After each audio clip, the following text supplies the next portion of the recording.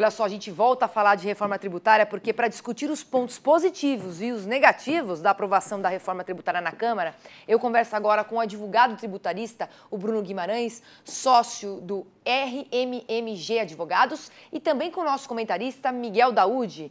Então, eu vou começar aqui com o Bruno. Nas primeiras versões do texto, o que mais incomodava o setor era a falta de clareza. O que podia, trazer, inclusive, mais segurança jurídica, porque tinha muita insegurança jurídica rodando por ali. Você acredita que com esses pontos revisados, o agronegócio está mais respaldado? Uma boa tarde para você, seja muito bem-vindo.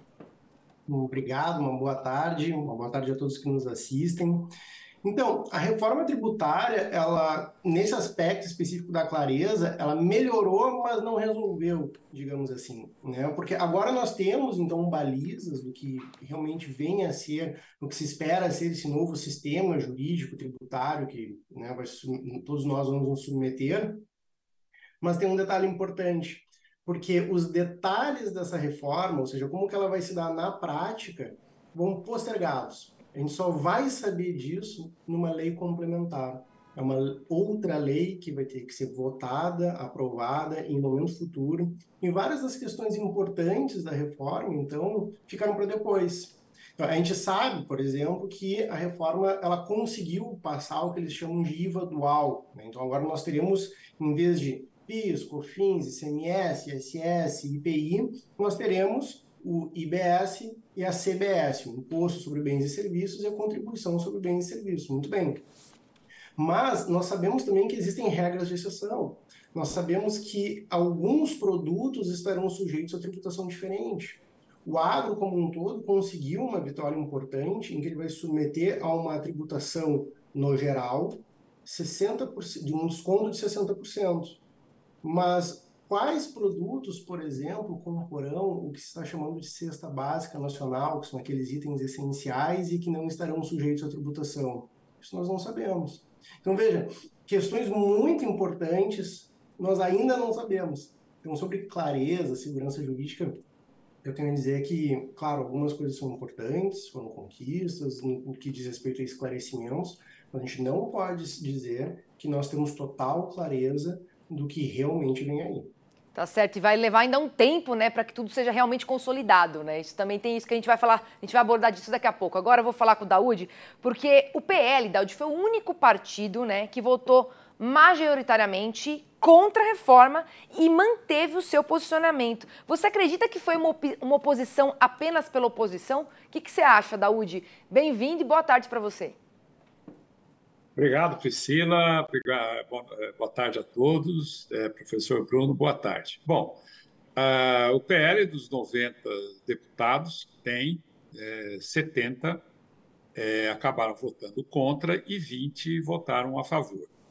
A alegação do PL era de que precisaria de mais tempo para resolver e analisar essa proposta. Não daria para votar de afogadilho, porque você não saberia o que poderia acontecer. Aí foi a posição, inclusive, do ex-presidente Jair Bolsonaro, o Tarcísio, que acompanhou, todos os mecanismos da reforma, acabou concordando quando mudou a questão do Pacto Federativo.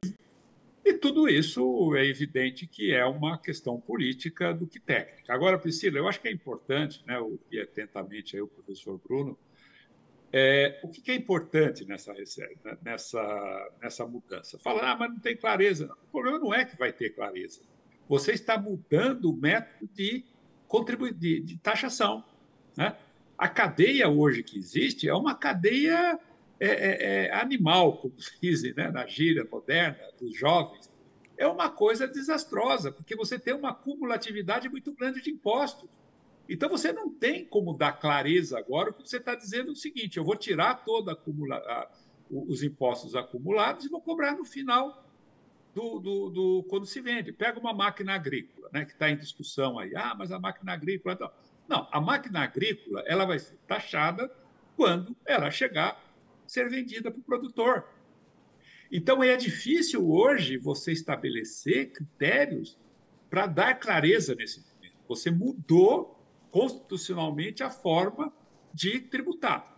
mudou a forma de tributar, vai ter que ter a legislação complementar. Você vai explicar como é que vai ser feito. Aí você tem um período gradativo para você implantar todo esse mecanismo.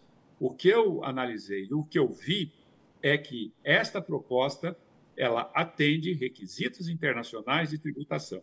É evidente que, nesse momento, você não tem muita clareza, porque você tem lei complementar e tem outras medidas que deverão ser tomadas. Então, portanto, eu vejo positivamente esta reforma.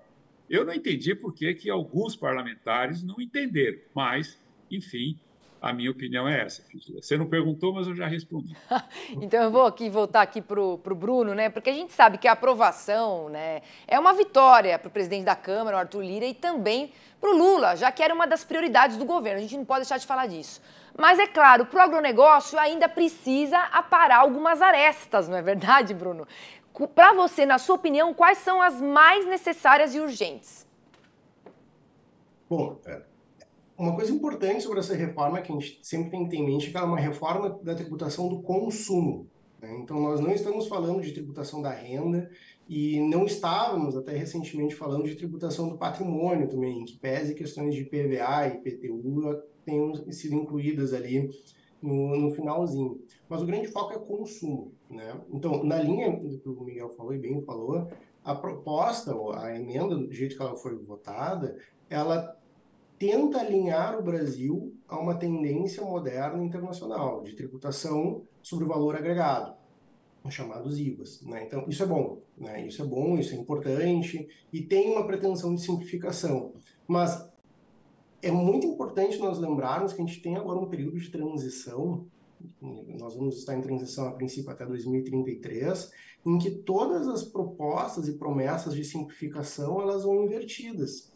Porque se hoje nós temos 5 tributos que vão ser substituídos por outros 2 ou 3, nesse período de transição nós teremos todos os 8 vigentes. E uma questão de escalonamento, a gente vai passando aos pouquinhos para o novo regime e mantendo o velho regime.